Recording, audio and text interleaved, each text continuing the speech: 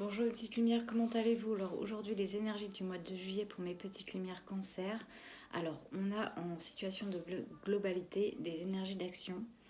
Donc on a des personnes qui ont la volonté de travailler, mais on leur dit qu'il va falloir agir de façon plus dynamique, que vous êtes sur la bonne voie, mais pour ça il va falloir accroître vos efforts. On a des énergies de créativité, de confiance, de conscience et de beauté.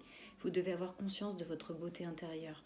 On a des personnes qui, là, actuellement, ont peut-être eu des restrictions au niveau de l'argent. Peut-être que vous manquez un petit peu d'argent en ce moment. En tout cas, on vous dit qu'il va y avoir un renouveau, il y a un changement par rapport à cette situation. Il y a un nouveau départ qui va se présenter. Il y a des nouveaux projets qui vont se présenter à vous. Pour ça, vous devez ouvrir votre cœur et vibrer. En tout cas, vous devez arrêter de regarder en arrière. Et si vous regardez en arrière, vous devez simplement vous contenter du chemin que vous avez parcouru. En tout cas, vous devez avancer et ne pas vivre dans le passé, mais uniquement dans l'instant présent, dans l'ici et maintenant. On a des énergies de courage, on vous avoir beaucoup de courage parce qu'en ce moment vous vous sentez découragé.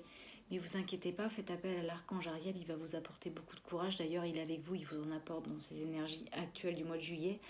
Mais pour ça, il va falloir apprendre à clarifier vos pensées parce qu'on a des personnes qui n'écoutent pas leur intuition, n'écoutent pas suffisamment leurs pensées. C'est pour ça que cette carte est représentée à l'envers par rapport au troisième œil. Vous n'écoutez pas suffisamment vos pensées. En tout cas, on a une personne ou un aspect de vous-même, ou c'est vous, ou c'est quelqu'un. Vous prenez que ceux qui vous parlent, nous sommes dans des énergies de globalité.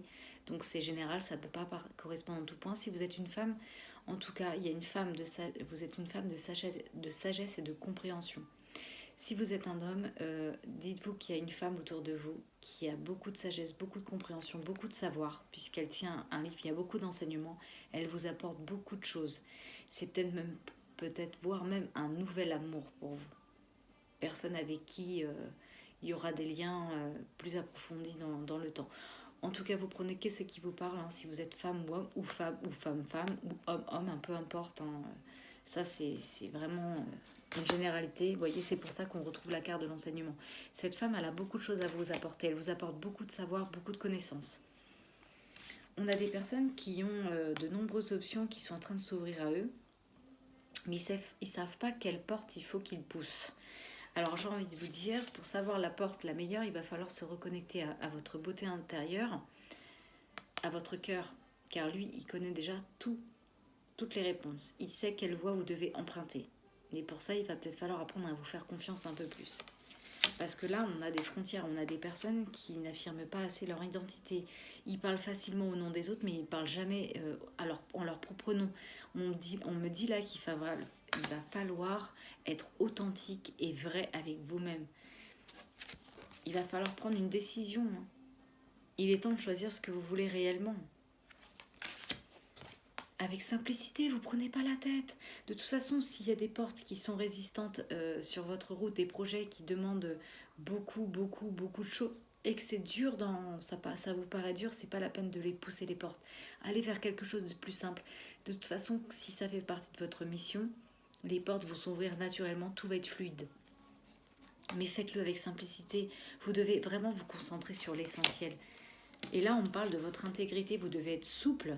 Et surtout, vous devez être honnête avec vous-même. Parce que vos croyances et vos valeurs, si vos bases ne sont pas assez solides, les autres ne vont pas croire en vous. C'est pour ça qu'on vous dit d'avoir des bases solides et d'être intègre avec vous-même. Pour ça, on vous conseille de vous aligner entre ciel et terre. Hein, car c'est le pouvoir de l'ici et maintenant. Vous devez avoir le pouvoir de vous positionner dans l'instant présent et non déjà de voir des choses du futur sans que vous soyez déjà honnête avec vous-même et sans que vous ayez déjà des bases. Il y a des personnes qu'il faut qu'ils réveillent leur guérisseur qui est en vous. Vous avez des talents. Hein. Vous devez voir la guérison au sens large des mots physiques, des mots émotionnels, en tout cas les mots de l'âme. Mais pour ça, vous devez être. On me dit qu'il va falloir apprendre à recevoir de l'aide de la part des autres, hein, car vous avez beaucoup de choses sur vos épaules, mais vous n'arrivez pas à demander de l'aide. Hein. Pourtant, on vous dit bien que si vous demandez de l'aide, on va vous en apporter. Hein. Vous devez accueillir l'aide qu'on vous apporte. Hein. vous êtes une personne avec... vous inspirez beaucoup les autres, mais comme vous n'avez pas de base, on a du mal à croire en vous. Vous n'avez pas idée à quel point vous inspirez le monde. Vous devez être fidèle à vos valeurs et garder en vous vos rêves. Vous devez garder la foi en vos rêves. Vous êtes un modèle pour de nombreuses âmes qui désirent évoluer. Mais pour ça, il va falloir être intègre avec vous. Voilà, et affirmer son identité. Voilà mes petites lumières concernant les énergies du mois de juillet pour vous. Je vous dis à bientôt. Prenez soin de vous.